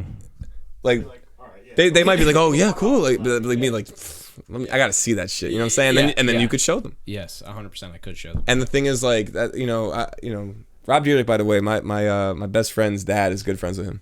Oh, no way. Yeah. Oh, next time, I'm in the DMs, right? I don't hit Rob. Like, I can hit Rob up. Yeah. Like, I have the ability to, but I don't, obviously, because if I ever hit him with anything, it's going to be very strategic. Right. But if I talk to him again, which I'll probably talk to him again at some point in life, who knows? Yeah. I'll let him know, man. That's really cool. Yeah, That's yeah. awesome. They did like a whole business ordeal together. No, yeah. I mean, dude, he does so much. He does a lot. He's actually a perfect example of this. He is somebody who does so much that nobody knows about. Yeah. Nobody has. People think that Rob Dyrdek is a TV personality, when he's really a skateboarder turned entrepreneur turned TV personality turned production company owner turned sold the production company to the company who he was doing the deal with on TV to make a deal with his own company, to work for that company, to then sign a deal with a podcast company to do the podcast for 300 episodes. I'm talking, the shit is fucking deep. And then he forgot he's a fucking professional skateboarder. At the end of the day. Mm-hmm. Yeah.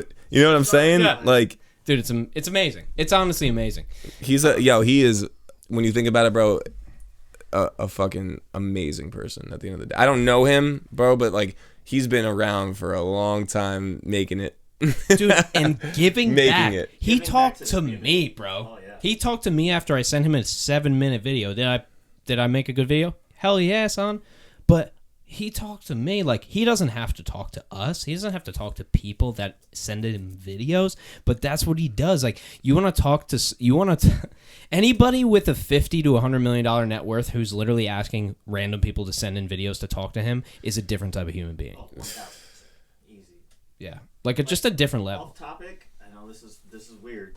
I have a good friend that every single time he gets drunk, he always cusses out Rob Deerdeck. He just goes off about it. I'm like, bro, what are you talking about? He does so much for the community. Like, he's a good guy. Like, what did he do to you? Like, get the fuck out of here. Yeah, I don't know. He's like, Rob Deerdeck. Fuck He's that just guy." jealous, I think. Yeah, I don't know about that. doing? He that's not backed by any stats.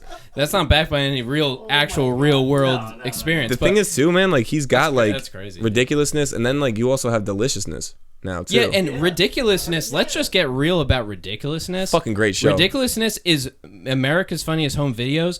Rob says this to this day. That ridiculousness, he just looked at America's Funniest Home Videos and go, I can make a cool version of that. Yeah. And then he did it. You can't tell me that he didn't do it, guys. There's only so much you can do on television. He did that shit, bro. He did that shit. And that, to wrap that thought up, though, that is a testament of somebody that literally is on the world stage who you don't actually know what they do or how impactful they are, right? So imagine you're only young Benny, dude. People definitely don't know what you're doing. No.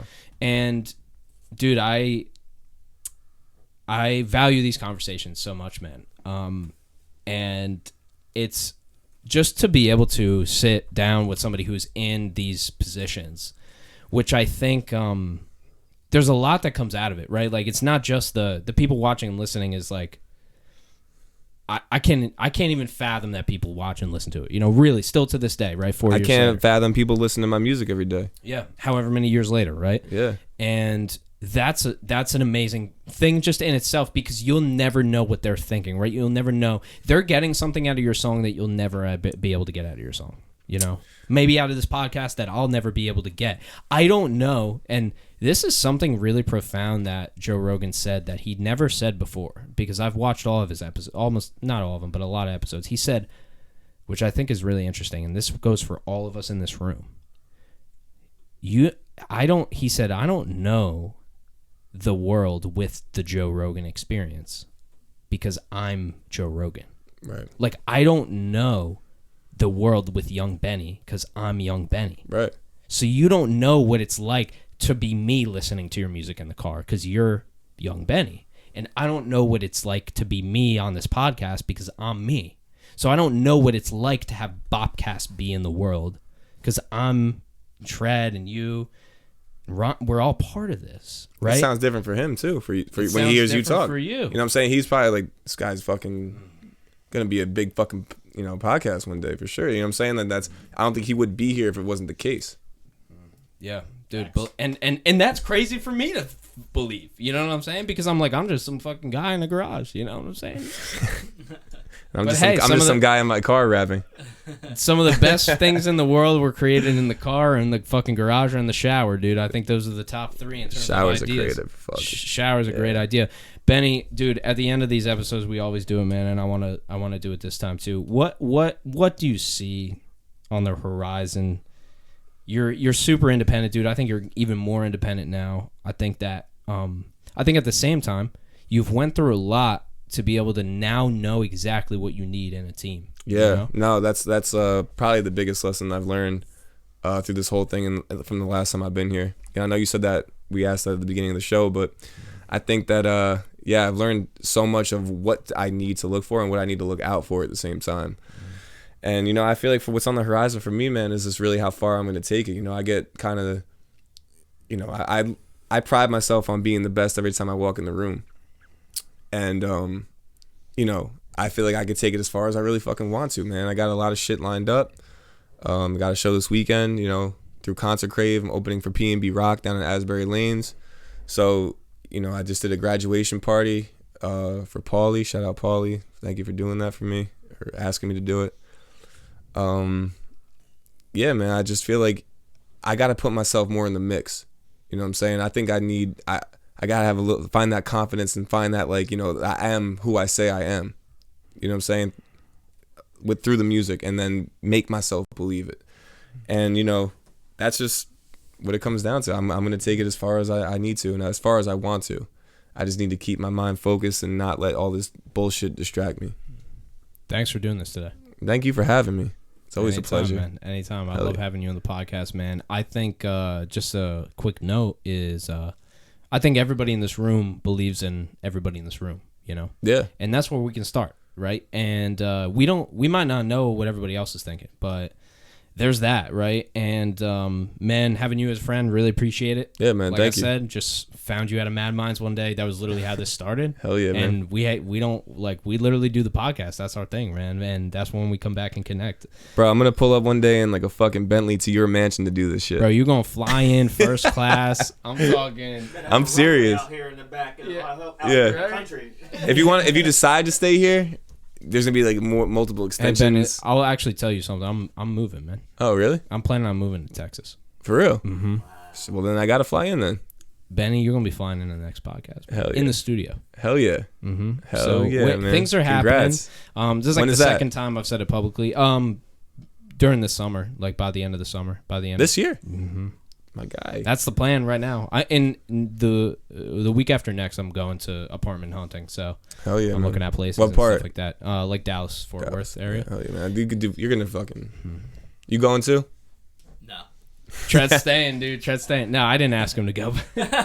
Now you guys got to move as a unit, yo. Dude, I know. And dude, it's fun. I run my business virtually. This is the only thing I do in person, which with Tret, which is fucking amazing, dude. Which I love doing. And by the way, like, to give you context, he donates his time to this. Like, he has donated time, he's donated money, he's donated any energy, everything. He works a full job and then comes here and does this. So, man, I don't know. I'm gonna start getting emotional. So, but really, You know it's real when that shit Yeah. happens, for real, man. Appreciate it. So. Nah, man, you yeah, man. great, bro. Because the thing is, you manifested that.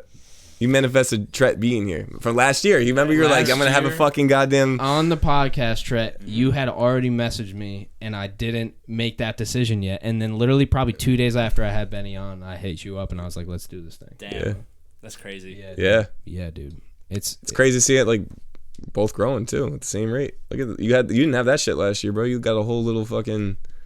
We got an entire setup. You got like a whole Silicon Valley Dude, I'm pushing a Bezos. or Intel Musk. shit Yeah, right there, bro. Fucking Control center. little Bill Gates in the garage, baby. I'm out here making technology happen. Nah, man, but Ron, thank you so much for being here, my yo, man. yeah, for real, man. By the way, yeah, me and Ron, man, like, you know, I don't. This is the second time we're really meeting, and we met at a show, bro. And it's like, you know, he's good vibes for sure, man. You know, Get him on the cam. producer and everything. So, you know, I'm glad he came out. Not too many people would drive out for me like this far, man. 1,000%. You know what I mean? Benny, thank you so much for doing this, man. Appreciate you. Appreciate you, man. Thank Appreciate you. everybody in this room. Hell yeah. Ladies and gentlemen, thank you so much for tuning in to another episode of Bobcast. That is it for us today here with Young Benny. Yeah, and before we dip out, man, where can people find you? One Young Benny, right? One Young Benny on Instagram, on Spotify, Young Benny, on YouTube, Young Benny. Don't click the guy from South Africa because that's not me. I got to get rid of him. We're working on it. Yeah. He has only one video, I think. So, you know, you'll see me. You know what it is, man. It's only a matter of time till I'm the only one up there anyway. That's it, man. That's where you find them. All the links in the show notes and descriptions wherever you're listening or watching right now. And as you know, I say it every time, and I'll say it again. We are on all platforms, even the ones nobody uses. Thank you so much for tuning in to another episode of Bobcast. I really appreciate it, and we'll see you on the next one.